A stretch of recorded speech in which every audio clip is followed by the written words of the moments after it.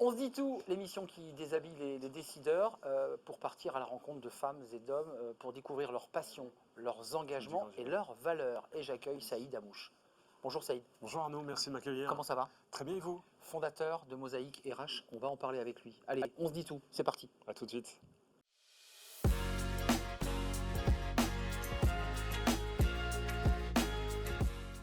Avec moi Saïd Amouche. Bonjour Saïd. Bonjour Arnaud. Comment ça va? Très bien et vous? Bien, on se dit tout, vous connaissez la promesse d'on se dit tout, hein. Ouais. C'est de fendre l'armure. Je vais essayer de... Vous êtes quelqu'un de très pudique, Saïd Amouche, président de Mosaïque RH. Quelques mots quand même sur votre parcours, parce que y a quand même chez vous un très fort engagement sur ces questions de discrimination, d'intégration, d'inclusion. C'est quoi le moteur? Ça vient d'où? Ça a été quoi l'étincelle? Probablement envie de déconstruire un certain nombre de stéréotypes qui posent problème en fait à la cohésion de notre société. Des stéréotypes qui pèsent dans les mécanismes économiques. Si à un moment donné on se fait une idée préconçue d'individu, ça veut dire qu'à un moment donné on va mal recruter. Et lorsqu'on est un individu issu de milieux populaires et qu'on a une perception biaisée du monde économique, eh bien, il y a de grandes chances que ça se passe aussi pas très bien. Donc en fait, vous faites se rencontrer à travers Mosaïque RH vos équipes, l'entreprise, parce que vous êtes aujourd'hui un chef d'entreprise, hein, vous faites rencontrer des mondes qui, avant Mosaïque, ne se parlaient pas, ne se connaissaient pas, ne se comprenaient pas. C'est ça la philosophie? On a vu un peu évoluer la situation. C'est sûr que moi, quand j'ai commencé à travailler sur ces sujets-là, c'était le baron de Cellière qui était patron en fait du patronat français. Ernest Antoine Cellière. Et ouais. Donc on voit bien qu'on est dans un nouveau monde, un monde où les managers sont plus jeunes, la société a évolué, les investisseurs se comportent plus de la même manière. Et de l'autre côté, on a en fait une crise de l'emploi des jeunes qui est très forte. Et quand on s'intéresse à la jeunesse qui habite ces territoires défavorisés, eh bien, elle est encore plus violente. Et je pense qu'en étant très pragmatique, en faisant des choses simples, on peut favoriser des rencontres utiles, heureuses, et qui, à un moment donné, rendent service à la société. Qu'est-ce qui vous a sauvé, vous, dans la vie, Saïd Amouche? Qu'est-ce qui m'a sauvé l'école? Probablement, hein. On sait que l'école est un levier formidable. L'école, on a encore la chance d'avoir une école gratuite. On a encore la chance d'avoir des profs très engagés. Et voilà, moi, avec ces deux paramètres, ça m'a permis en fait de me construire, Le de sport me aussi, non? projeter. Alors, Le sport, ça structure. les fondamentaux, en fait, c'est l'école.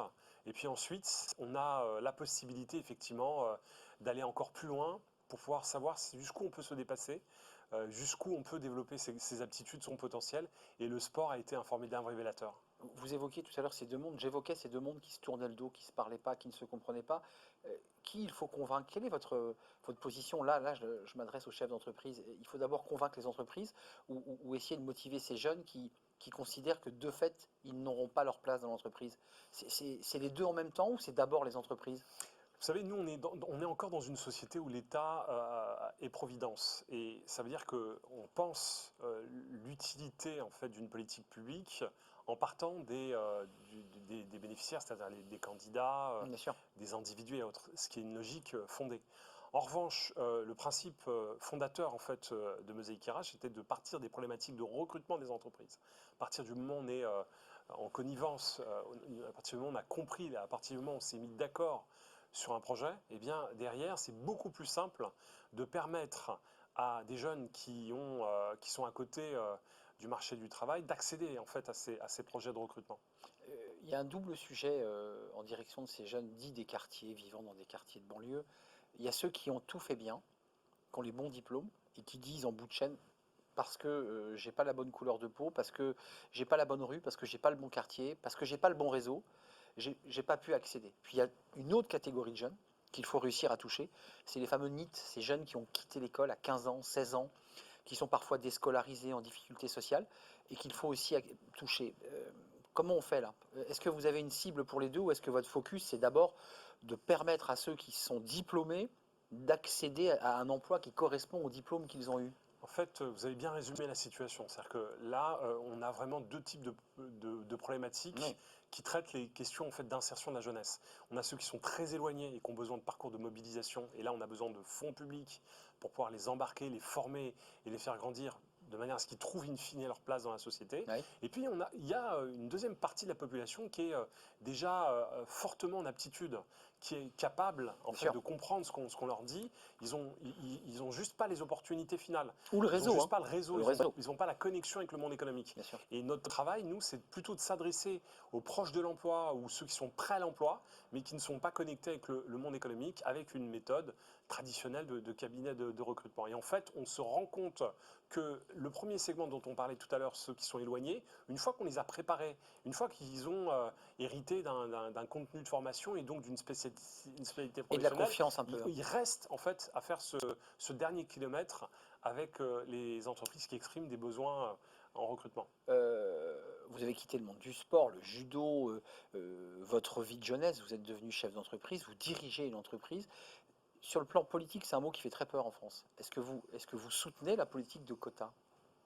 Alors, de quelle politique de quotas on parle? Si on Ouais. parle de quotas liés en fait à la parité, et oui, avec un grand oui, évidemment, on a besoin d'aller encore plus vite Oui, et c'est plus des loin. quotas, effectivement. N'oublions pas que une femme, une personne sur deux dans la population active sont des femmes. Et donc, du coup, on a besoin d'accélérer. Et là, il y a une vraie inégalité. Sur les questions en fait, de quotas ethniques, Oui. j'ai jamais été pour et je pense qu'au final, en fait, c'est un vrai cadeau empoisonné qu'on fait au problème. Alors, ça ne veut pas dire qu'il ne faut pas être en déni, ça veut dire qu'il faut penser à d'autres alternatives. On a eu, il y a quelques jours, la chance de faire une étude. On a screené en fait le SBF 120. On a fait une étude sur l'état de la diversité ethnique et culturelle sur les instances dirigeantes et on s'est rendu compte en fait que le score était à 3,5% en fait de représentation. Donc on a un état des lieux qui est catastrophique et pendant ce temps-là, on a des grandes écoles qui ont formé depuis 20 ans en fait les élites d'aujourd'hui et de demain. Et on sait que, par exemple, si on prend l'exemple de Sciences Po, quand Richard Descoings a lancé son Oui. programme et quand on totalise le nombre de gens qui sont passés par ces programmes qui ont permis, en fait, Les à jeunes des des quartiers de populations banlieue, issues, effectivement, des milieux populaires d'accéder, bons élèves. et notamment issues de minorités ethniques, on ne les retrouve pas, en fait, dans les processus de recrutement, dans les instances dirigeantes. Et Donc, donc ça, c'est un sujet. malgré tout, ils disparaissent. Ils ont fait Sciences Po, ils ont suivi le même cursus, Ils ont eu des carrières brillantes mais et on ne les retrouve pas parce qu'on continue à installer un plafond de verre. Et donc, est-ce que la solution, c'est un quota ou est-ce que c'est un déclic que doivent avoir aujourd'hui oui, les la question directions se pose, hein. générales sur ces questions-là et se fixer des objectifs?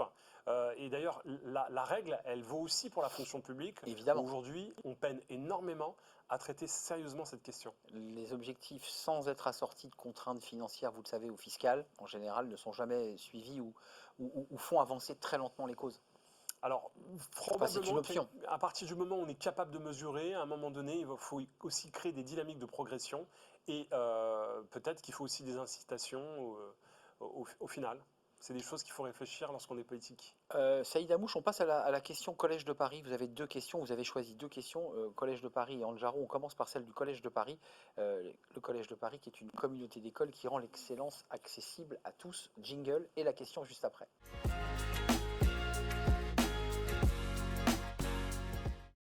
Saïd Amouche, président de Mosaïque RH, vous avez choisi cette question relative à l'alternance, alors qui est un vrai sujet qui touche les jeunes issus de la diversité et tous les jeunes d'ailleurs. L'alternance qui est considérée comme un complément essentiel pour la formation de talents. Quelle est votre vision? J'imagine que vous aussi, vous accélérez et vous accompagnez ces jeunes vers l'alternance. Oui, absolument. L'alternance, en fait, est un formidable levier d'inclusion économique.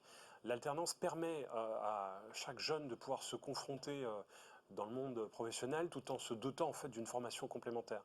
Et je trouve que c'est une formidable réponse pour répondre, pour redynamiser l'ascenseur social. On peut accéder à une grande école en faisant de l'alternance sans avoir à passer par un emprunt, mais on peut Eh oui. également, quand on a complètement décroché, en fait, se remobiliser et faire un parcours sur des métiers en tension où il y a pléthore en fait de postes disponibles sans avoir à avoir un niveau de formation, un parcours de formation pendant un certain nombre d'années. Donc je trouve que c'est un formidable levier d'émancipation en matière d'inclusion. Et côté entreprise, l'aide et l'accompagnement de l'État a été très bénéfique, hein. Alors ça a été un bonus formidable. Effectivement, là, c'est des bons investissements que font les pouvoirs publics. question groupe Anjaro, là on va parler peut-être c'est le chef d'entreprise là, qui est à la tête de la fondation RH qui va répondre à cette question. C'est la question Anjaro, la start-up qui vous aide à gérer du mieux possible et vos difficultés et vos effectifs ou vos sous-effectifs avec agilité. C'est la question Anjaro. Jingle.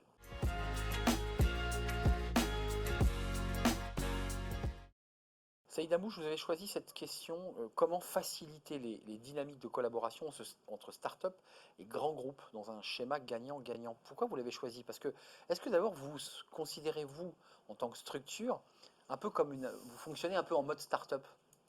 Oui, absolument. Il y a cet esprit-là chez Mosaïque. Oui, on est obligé. Aujourd'hui, c'est plus de 80 collaborateurs. On a 3 structures. On a fait une croissance de 40% l'année dernière, donc c'est intéressant en matière de volume d'activité. Et on est forcément en mode start-up, puisque en fait, ce qui a été décidé 3 mois avant, c'est forcément pas la réalité de ce qui va se passer Donc il par faut la être suite. agile. Donc l'agilité, en fait, est clé de réussite. Ça. Moi, j'étais intéressé d'évoquer un peu la question des startups.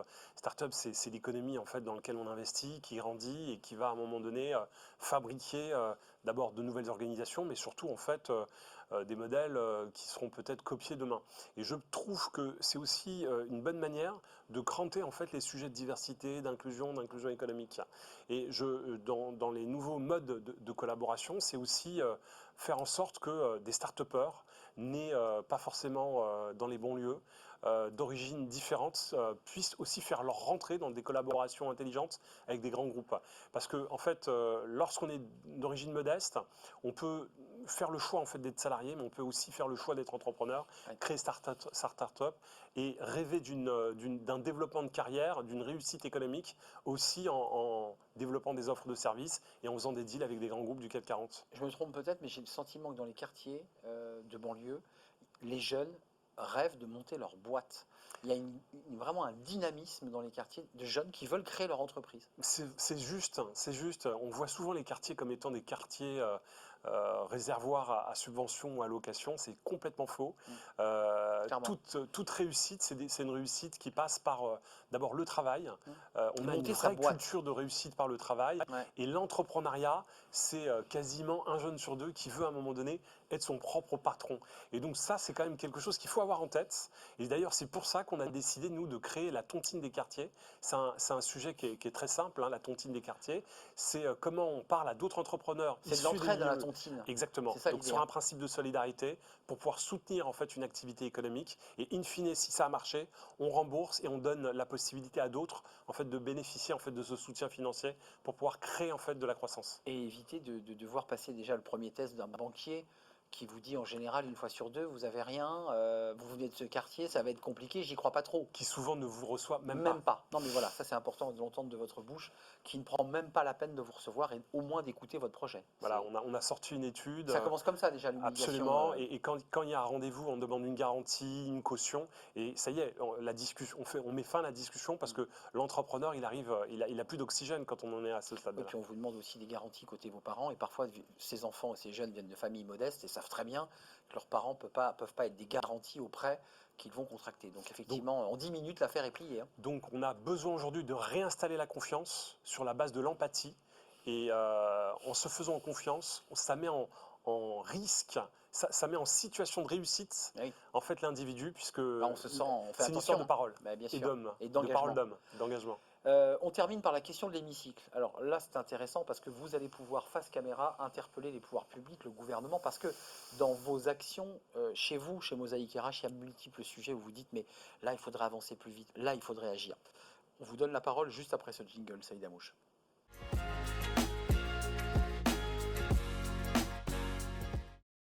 La question de l'hémicycle. Face caméra, vous allez pouvoir interpeller. Alors, c'est un coup de gueule, c'est une proposition concrète, c'est une idée de réforme. En tout cas, vous avez la parole, Saïd Amouche.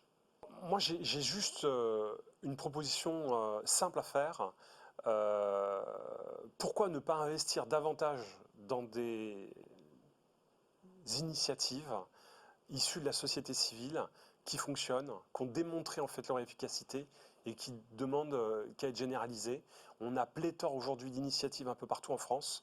Il faut avoir l'audace, le courage d'investir dans ces initiatives pour pouvoir les accélérer et faire en sorte d'alimenter une nouvelle politique publique demain. Donc osons investir dans l'initiative citoyenne.